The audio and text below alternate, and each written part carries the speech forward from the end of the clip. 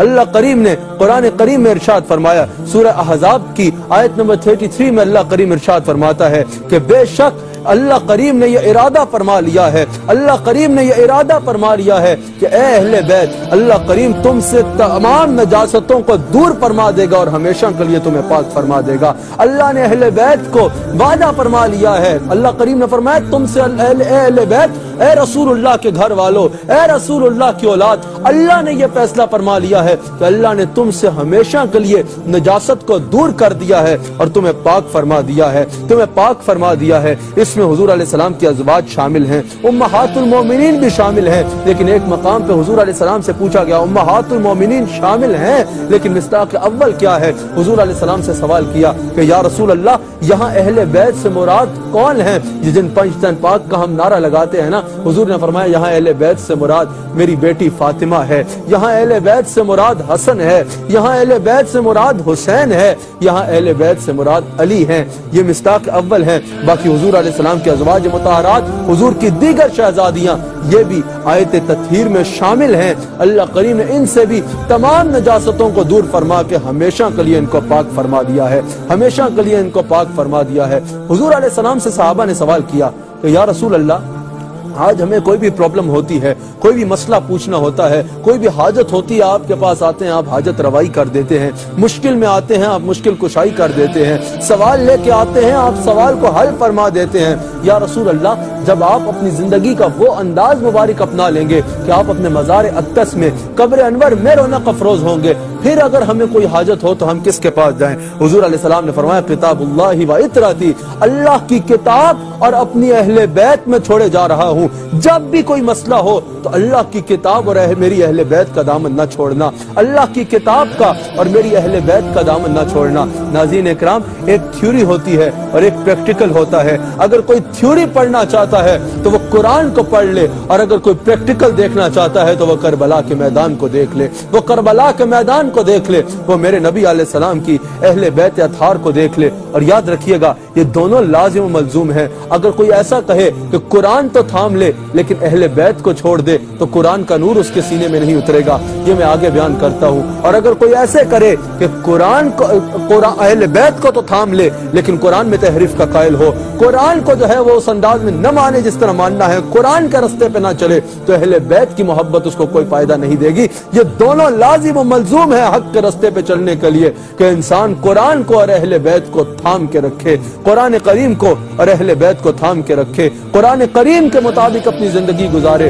اور اہل بیت کے نقش قدم پہ چلے۔ جیسے میں نے کہا کہ اگر قرآن تھیوری ہے تو اہل بیت اطہار کی سیرت پریکٹیکل ہے۔ حضور علیہ السلام ارشاد فرماتے ہیں، مشکات میں یہ حدیث موجود ہے، حضور علیہ السلام ارشاد فرماتے ہیں کہ میرے اس دور میں میری اہل بیت کی مثال کشتی نوح کی مانند ہے۔ جس طرح جو کشتی نوح میں سوار ہو گیا وہ اللہ کے عذاب سے بچ گیا اور وہ فلاح پا گیا، اور جس نے کشتی نوح سے منہ پھیر لیا گویا کہ وہ برباد ہو گیا۔ حضور علیہ السلام فرماتے ہیں میری اہل بیت کی مثال کشتی نوح کی مانند ہے۔ اس سے مراد یہ ہے کہ جس نے اہل بیت کا دامن تھام لیا وہ فلاح پا جائے گا، وہ کامیاب ہو جائے گا، اللہ کی رحمتیں اس کا مقدر ٹھہریں گی، اور جس نے اہل بیت سے منہ پھیر لیا وہ ناکام ہو جائے گا، وہ ہلاک ہو جائے گا۔ اہل بیت کا دامن تھام کے رکھنا ہے، اہل بیت سے وابستگی مضبوط رکھنی ہے۔ یہ وہ اہل بیت ہیں بے اجازت ان کے گھر میں جبرائیل آتے نہیں، قدر والے جانتے ہیں قدر و شان اہل بیت، قدر والے جانتے ہیں قدر و شان اہل بیت۔ ان کی پاکی کا خدائے پاک کرتا ہے بیاں، آیا اے تطہیر میں ظاہر ہے شان اہل بیت، آیا اے تطہیر میں ظاہر ہے شان اہل بیت۔ ترمذی میں یہ حدیث موجود ہے، حضور علیہ السلام ارشاد فرماتے ہیں کہ اللہ سے محبت کرو کہ وہ تمہیں نعمتوں سے نوازتا ہے، مجھ سے محبت کرو کیونکہ اللہ مجھ سے محبت فرماتا ہے، اور میری اہل بیت سے محبت کرو کیونکہ میں اپنی اہل بیت سے محبت کرتا ہوں۔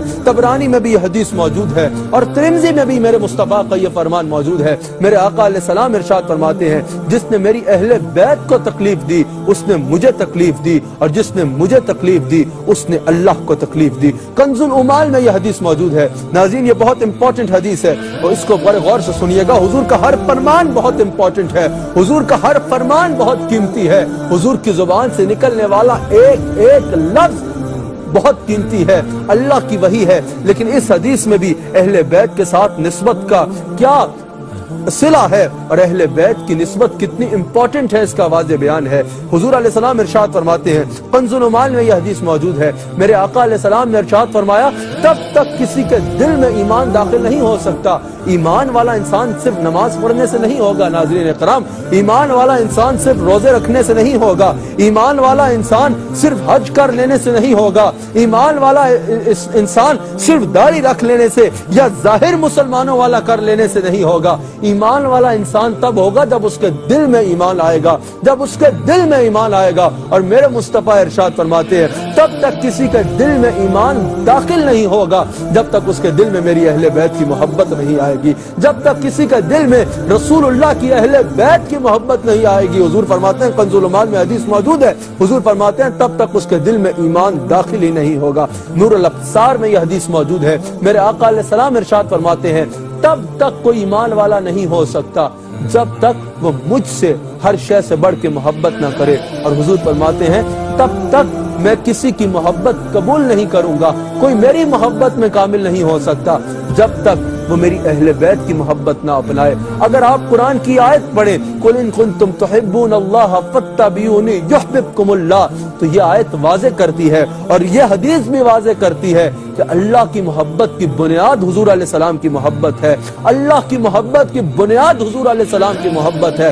اگر آپ یہ حدیث پڑھیں تو آپ کو یہ پتا چلے گا کہ جیسے اللہ کی محبت کی بنیاد حضور علیہ السلام کی محبت ہے، ویسے حضور علیہ السلام کی محبت کی بنیاد اہل بیت اطہار کی محبت ہے، اہل بیت اطہار کی محبت ہے۔ امام فخر الدین رازی نقل کرتے ہیں، حضور علیہ السلام نے ارشاد فرمایا جس نے زندگی میرے اہل بیت کی محبت میں گزاری، جس نے زندگی میرے اہل بیت کی اتباع میں گزاری، جس نے زندگی میرے اہل بیت کی فرما برداری میں گزاری، اور جو میرے اہل بیت کی محبت میں مرا، جو دنیا سے گیا تو اہل بیت اطہار کی محبت لے کے گیا۔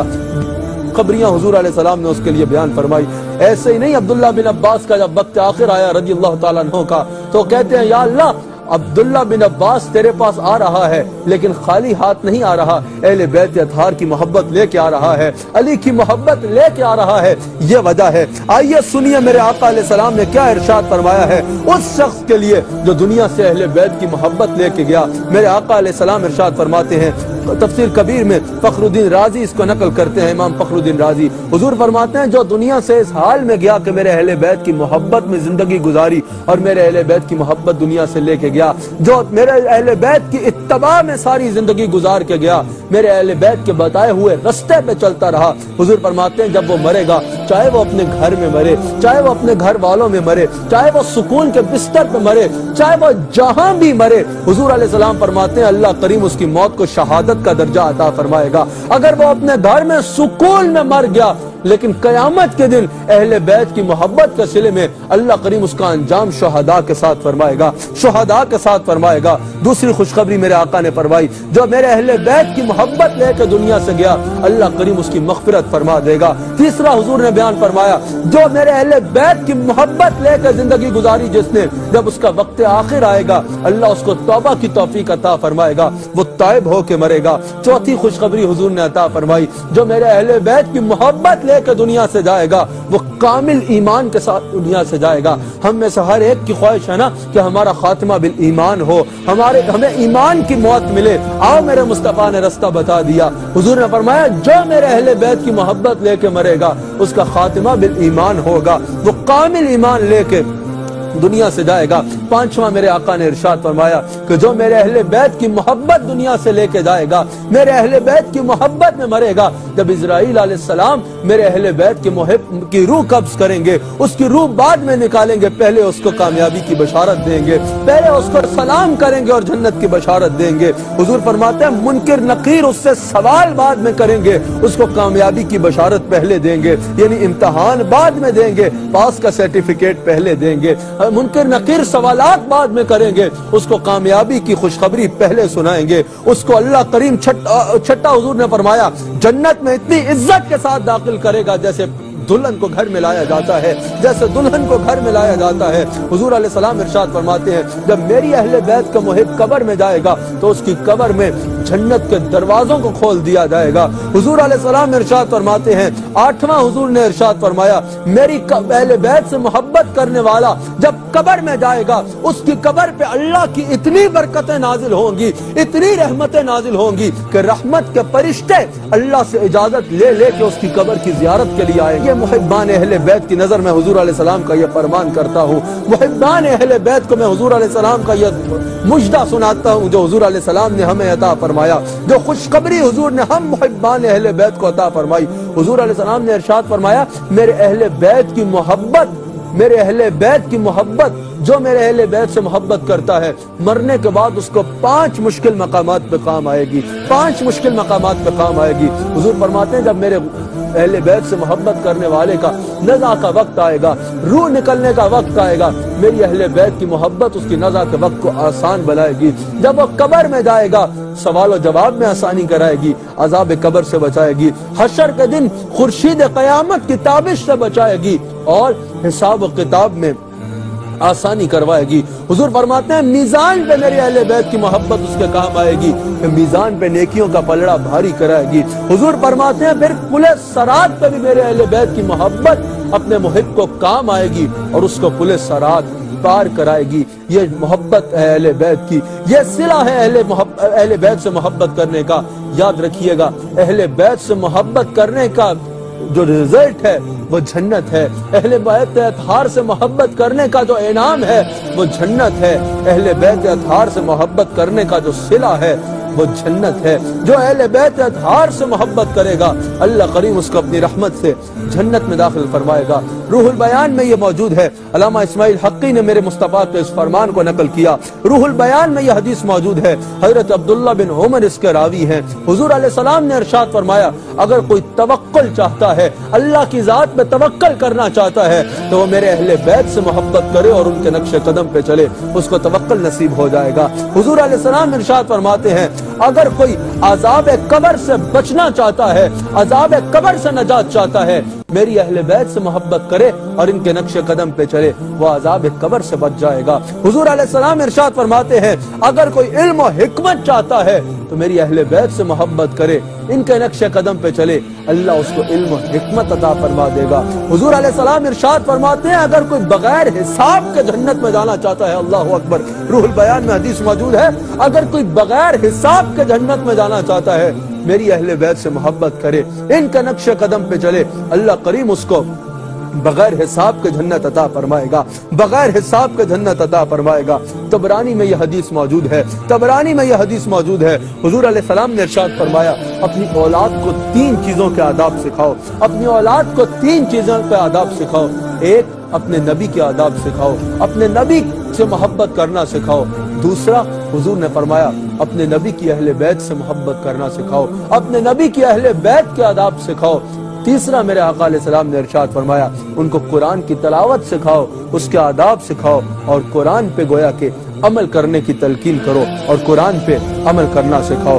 हुजूर अलैहिस्सलाम की यह हदीस क़साइस कुबरा में मौजूद है। मेरे आका अलैहिस्सलाम इरशाद फरमाते हैं, हुजूर अलैहिस्सलाम ने फरमाया, जैसे सितारों की, आसमान की बका सितारों के साथ है, वैसे ही जमीन की बका मेरी अहले बैत अतहार के साथ है। जैसे आसमान सितारों से रोशन है, वैसे ही जमीन मेरी अहले बैत अतहार से रोशन है। जैसे आसमान सितारों से सजा हुआ है, वैसे ही जमीन मेरी अहले बैत अतहार से सजी हुई है, मेरी अहले बैत अतहार से सजी हुई है।